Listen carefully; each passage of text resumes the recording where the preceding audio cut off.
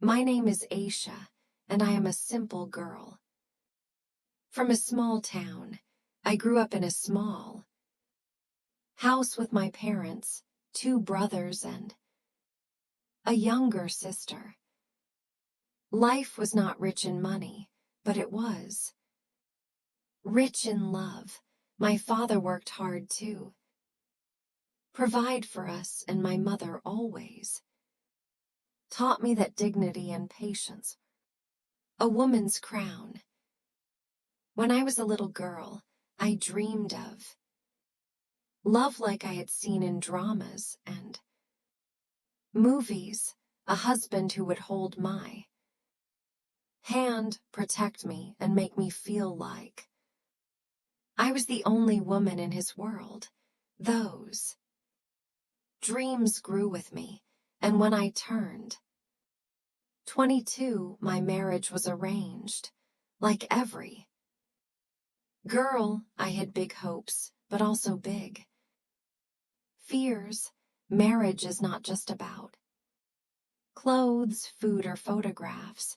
It is about two lives joining together, and the thing I feared most was not the new house or new people. It was the unknown. Of my first night, the wedding day came faster than I expected. From the morning, our house was full of relatives, laughter, and the sound of women singing wedding songs. I was dressed in a heavy red dress, covered with embroidery. My hands were decorated with mehndi, my face covered with makeup and golden jewelry rested on my arms and neck. From the outside, I looked like a bride, but inside I was still the nervous, shy Aisha. As the guests blessed me, I kept thinking, what will happen tonight? I had heard so many stories. Cousins whispered about pain, friends joked about romance. Some said it was awkward, some said magical, but all I felt was uncertainty. Finally, the no was read. I signed my name. My parents' eyes were wet. My father kissed my forehead and whispered, "Be patient, my daughter. Be kind, and you will build your new home with love." My heart trembled hearing that. When the Aruki came, I hugged my mother and felt like a piece of my soul was staying behind in her arms. I cried quietly in the car as we drove to my husband's home, my new home, my future. When I reached, everyone welcomed me kindly. His mother hugged me, his sisters smiled, and his relatives blessed me. They made me sit in the living room, decorated with lights and flowers. I kept my eyes lowered the whole time, but my heart was restless. The thought of the night ahead never left me. After the guests left, his sisters teased me, saying, "Now we will leave you to your prince." They laughed and guided me to the decorated room. My heart was pounding so loudly I thought they might hear it. The room was filled with perfume and rose petals. The bed was decorated with red roses. Candles flickered softly on the tables. It looked beautiful, almost like a dream, but I was too nervous to enjoy it. I sat on the bed, my hands shaking. In my lap, my head lowered, the sound of my own heartbeat echoed in my ears. I tried to calm myself, but every second felt heavier. Then I heard the door open. I didn't look up, but I knew it was him, my husband, the man I had married just hours ago, but who still felt like a stranger. He entered quietly and closed the door. With a click, the sound made me shiver. He walked slowly toward me. I could feel his presence, his shadow falling across me. My heart raced faster. He sat down on the bed, but not too close. For a moment, there was complete silence. I expected him to rush, to demand, to claim me, but instead he whispered gently, Aisha, I know this is not easy. I won't force anything. I just want to talk first. His voice surprised me. It wasn't heavy or harsh. It was calm, gentle almost. Shy. I lifted my eyes slowly and looked at him properly for the first time. He was smiling nervously. Not like a man ready to conquer, but like a boy who didn't want to scare a bird resting in his hand. That simple, nervous smile gave me peace. My breath slowed, and for the first time, I felt a little safe. He offered me a glass of water. Our fingers touched as I took it, and a spark ran through me. My cheeks warmed, and I lowered my eyes. Again, he chuckled softly and said, You don't have to be so shy. I'm not going to eat you. That made me smile for the first time.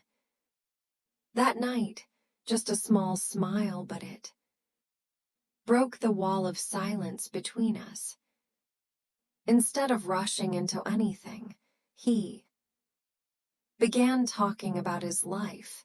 He told me about his school days, his most embarrassing moments, how nervous he was before entering the room tonight. That shocked me. I had always thought men were confident on their wedding night, but here he was admitting he was scared too. That honesty melted my fear. Little by little, after a while he grew silent again. His eyes met mine. Then he asked softly, Can I hold your hand? I hesitated but slowly nodded. He took my hand gently, as if holding something fragile. His hand was warm and steady. His thumb moved lightly over the back of my hand. That tiny movement felt so intimate, so personal. My heart raced. But now it wasn't fear. It was sweetness. Then he leaned closer and said, I won't do anything tonight. Unless you're ready. I want you to feel safe, not scared. And suddenly tears filled my eyes. I didn't even know why. Maybe relief. Maybe gratitude. I had imagined so many bad possibilities, but here was a man who wanted my comfort more than his desire. He wiped my tears with his fingers, gently brushing my cheek. That touch made me close my eyes.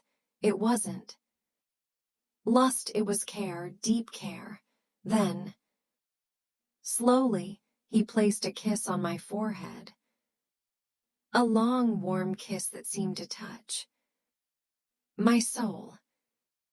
He whispered, "We have our whole life together. Tonight doesn't have to be about pressure, let it be about love." We lay down side by side. My head rested on his chest. I could hear his heartbeat, slow, strong, steady. It made me feel safe, like I belonged there. We didn't rush. We didn't try to be perfect. He kissed my hair, ran his fingers gently along my arm, whispered small words of comfort. When he finally leaned closer to kiss my lips, I didn't turn away. I let it happen because I trusted him, because I felt ready. It was slow, shy, awkward at first, but it was real and it was beautiful. That night wasn't about the body. It was about two souls beginning a journey together. I realized something important.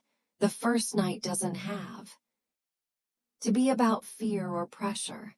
It should be about trust, respect, and patience. I was lucky.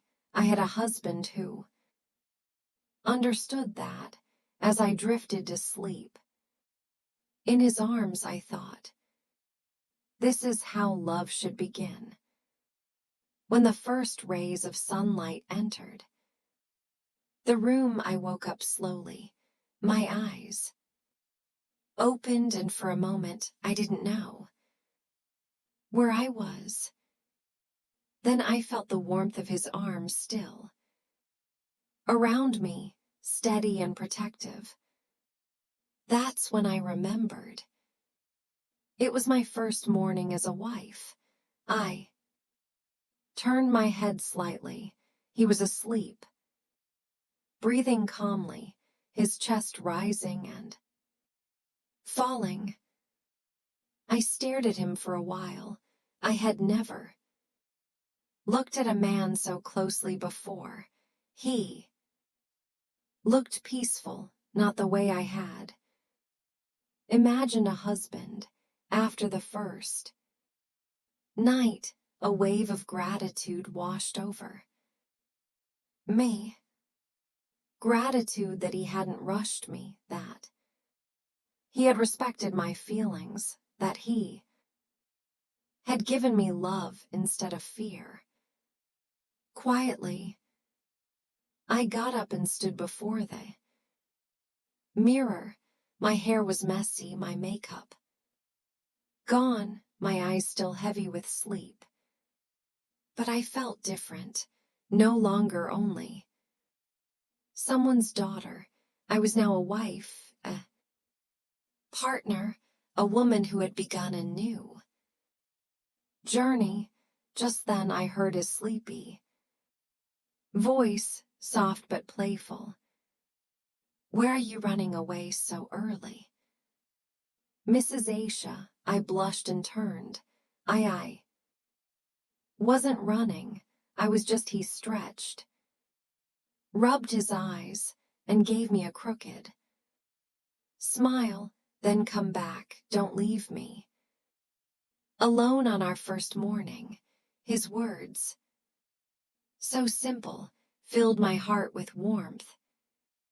I walked back and sat beside him. He took my hand, kissed it gently, and whispered, "Aisha, last night you gave me your trust. I promise I'll spend my whole life protecting it." Those words sank into my soul. I didn't reply. I just lowered my eyes, hiding the tears that wanted to fall again. The first week after the wedding was full of rituals and relatives. smiling. Faces, laughter, blessings, and endless. Cups of tea. Every person who visited had the same question. So, how was he treating you? I never found the words to answer properly. How could I explain the small things? The way he held my hand under the table. When I was nervous, the way he noticed my tiredness and quietly took the tray from me, the way he looked at me as though I mattered more than the world. Every gesture was an answer in itself. But nights were different. Nights were only hours. One evening, about a week after our wedding, we sat on the balcony under the stars. The air was cool, carrying the smell of jasmine from the garden. He asked me softly, "Do you feel comfortable with me now?" I looked at him, shy but honest. Yes, more than before. His eyes sparkled. He leaned closer and whispered, "Then let me love you more deeply tonight." I didn't look away. I didn't feel the fear I had on our first night. Instead, I felt something new: curiosity, anticipation, and trust. That night our love grew. Not rushed, not forced, but shared. Every touch was careful. Every kiss was gentle. Every embrace full of respect. It wasn't about bodies alone. It was about two souls learning the rhythm of each other. For the first time, I understood intimacy. It was not pain, not shame. It was closeness. It was trust. It was the beautiful surrender of two hearts. Days turned into weeks, weeks into months. Slowly, I learned how different marriage was from what I had imagined. There were responsibilities: managing the house, pleasing the in-laws, learning new habits. There were moments when I felt overwhelmed, moments when I missed my family so much that I cried silently at night. But he never let me feel alone. One night when I was especially sad, he noticed my red eyes and asked, "Aisha, did you cry?" I tried to deny it. "No, I'm fine." But he took my hand, looked into my eyes, and said firmly, "Never hide your tears from me. I'm your home. Now, if you feel pain, let me share it. If you feel joy, let me celebrate it." That moment, I realized that real marriage is not about being perfect. It's about being true. One evening while sitting together, I confessed to him, I was so scared before our first night. I thought you would hurt me or not care about how I felt. Aisha, a husband who forces his wife is not a man. He is only a selfish boy. Real love means waiting, respecting, and protecting. I didn't marry you to own you. I married you to walk with you. I closed my eyes and let those words sink deep into my heart. That was the moment I fell in love with him completely. not because he was my husband, not because tradition said I should, but because he had earned it through kindness, patience, and respect. As the night passed, we talked more. He asked about my childhood, about my favorite foods, about the silly things I used to do with my cousins.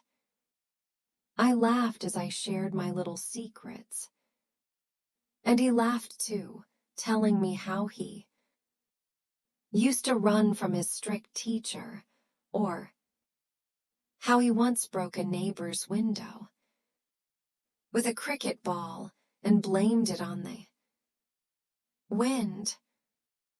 Those little stories, those shared giggles, made the room feel lighter, warmer, safer. There was no awkward silence anymore.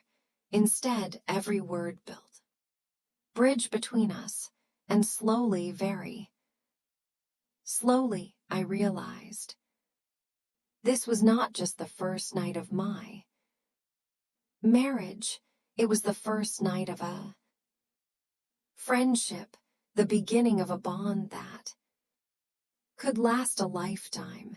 He held my hand again, and this time I didn't feel shy. I looked into his eyes, and for the first time that day, I felt truly at home. He kissed my hand softly and whispered, "I promise, Aisha, I will never let your tears fall without wiping them. I will never let your smile fade without bringing it back. You're my wife, but more than that, you're my partner, my equal, my heart." Tears filled my eyes again, but these were not tears of fear. They were tears of joy, of gratitude, of relief. I rested my head on his chest, listening to his heartbeat. It was steady, calm, reassuring, and slowly sleep took over me. That night in his arms, I felt like the safest person in the world. The days after were not always perfect. We had disagreements, we had struggles, we had moments of silence, but that night taught me something powerful. Love does not begin with passion, it begins with respect, and when respect is there, love grows stronger with every sunrise. Now, when I sit on the balcony at night, I look up at the stars and whisper a prayer of gratitude. My first night could have been a nightmare full of fear, confusion, and pressure, but instead, it became the most beautiful memory of my life. The night I found not just a husband, but a true companion. And to every girl listening to my story, remember this: your first night, your marriage, your love, it should never be about fear. It should be about trust, about two people willing to listen, willing to wait, willing to care. That is where true love begins. And to every man, remember this too: be the kind of husband who makes her feel safe, not scared. Make her proud to call you hers. Because in the end, love is not about force, it is about choice. And when she chooses to love you with her whole heart, that is the greatest gift you will ever receive. If you enjoyed my story, don't forget to like, share, and subscribe to Pro English Stories. For more heartfelt tales, thank you for listening.